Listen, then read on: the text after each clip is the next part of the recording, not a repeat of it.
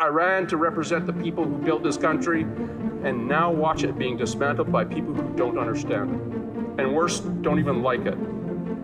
This week, the Prime Minister stood before this country and promised more of the same. A new housing bureaucracy, a new set of buzzwords instead of a budget, and more red tape instead of results. And not a word, not a single word about oil and gas pipelines or the workers who drive our economy. Let's be honest with Canadians. We don't need to renew the consensus on immigration, the one that's fueled the Liberal political ambition for a decade. We need to rebuild this country for Canadians.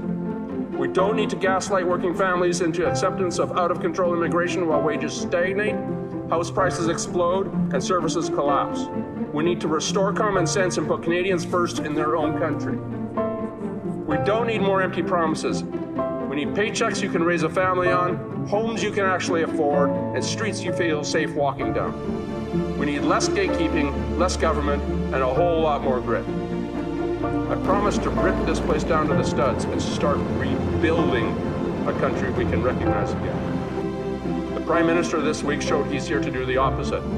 Behind the pageantry and parades, he disrespected the Crown by using the King to deliver a tired and empty speech, meant to distract Canadians from a simple truth. He's still stumbling forward on the heels of Justin Trudeau's failed record.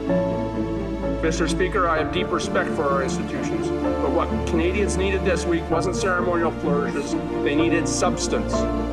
Not sentiment, but solutions. Not more speeches from elites in suits, but action for people in coveralls. The farmers, the builders, the rig hands, the parents wondering how they'll afford groceries and heat at the same time. Canadians are tired of being lectured. They're tired of being told everything is fine when they can see with their eyes that it's not. This country has a proud and noble history. It was built by pioneers, sustained by families, and defended by those willing to risk everything for the promise of freedom and prosperity. But after a decade of mismanagement and division from the Liberal front bench, that promise is fading. I didn't come here to rub shoulders with royalty.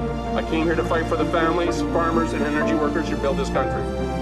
And I'll keep fighting until the Liberal government gets the message. Because that promise still lives, and I intend to keep it.